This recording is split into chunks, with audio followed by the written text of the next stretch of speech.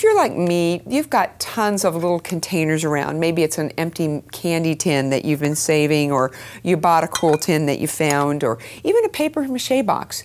You can bake that in the oven with polymer clay. But I've gone ahead here and I've already prepared a tin.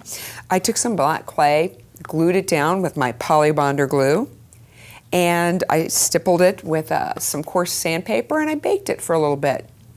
But now I need to put an embellishment on the top. So I want a background, a really visually interesting background to put my pieces in. So let's just show you a real fun way that you might create a background. And I've taken two pieces of clay here, the black and the white, because I want to show you something dramatic. I love the mica powders. I love to use them in my clay. And you can use any of my texture stamps you like, but I'm going to show you something kind of dramatic with my love letter. When I get my powders, I usually just work in the cap. I tap my finger. You don't want to get globs of powder on your finger. You just want to kind of have a light dusting. And look how it sticks to the surface of the stamp. If you get too much powder on your finger, it's going to fall down into the negative spaces, and it's going to come out on the clay. We just want it on the surface because we want to get an imprinted effect.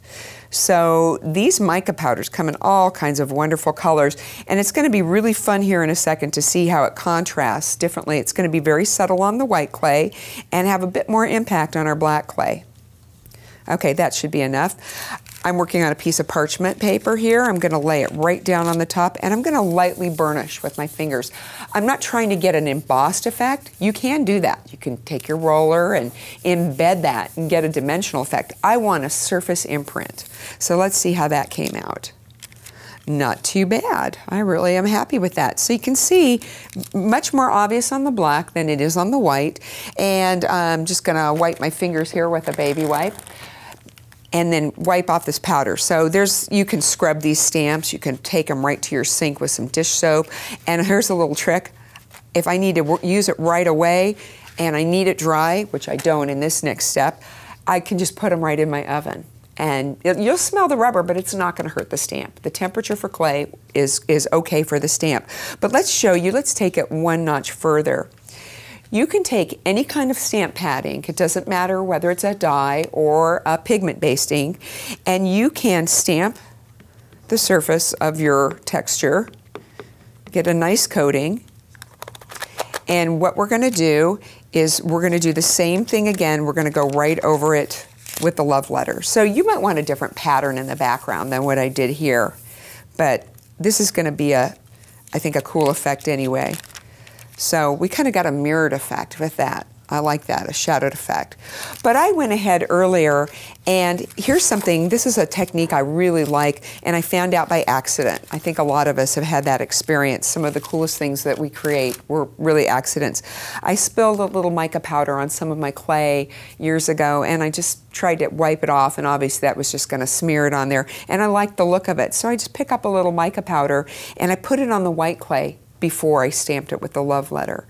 Now I can just go back to my tin, take a little Polybonder glue, and I don't need a lot. I just need to have a few areas for it to grab the clay, and these will bond together when they bake.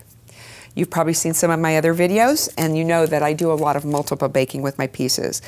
I got this lovely deckled effect, if you're familiar with paper art, that torn paper effect, by just holding a circle cutter over this and tearing it with my craft knife. So now we're ready for the really fun part, the creative part. So we'll get all this out of our way.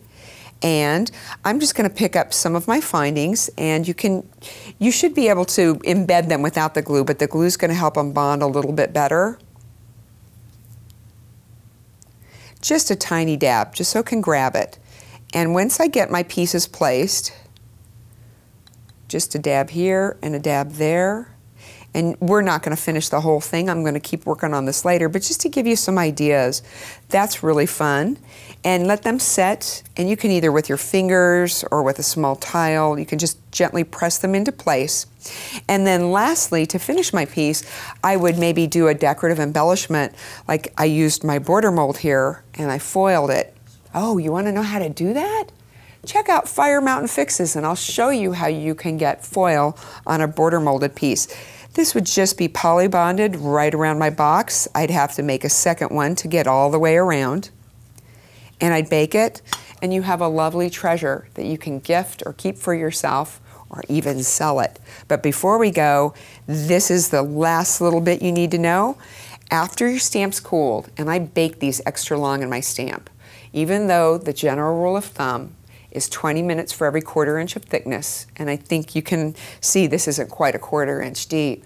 I usually bake these for about 45 minutes to an hour, and it's important to use an artist quality clay like the Fimo Professional because it's very, very strong. But be sure to let the stamp cool. Sometimes these can break when they come out. Don't worry, those make excellent embellishments for corners and edges. But you're just going to gently bend the stamp in the direction that the piece is shaped, and you're going to take some tweezers. I'm taking these diamond tweezers here, and you usually can lift it right out. And let's see, we've got one more here. So this one, this round one here, I'm going to bend it from a couple of different directions. Gently and slowly, be patient. And if I'm lucky, I'm going to get those center spokes. It doesn't always happen, sometimes they break, but sometimes I can capture them. They didn't quite come out, but you know what that is. That center, that's an opportunity for embellishment. Well, I hope you've enjoyed coming into my Steampunk Factory and you're excited to start your own Steampunk Factory. Be sure to check out all of mine and the other wonderful designer videos at firemountaingems.com, and don't forget to share these videos with all your friends on all the social networking sites we love. Facebook, Pinterest, Instagram, and anyone you're on, Snapchat even. So thanks for joining me, and happy claying.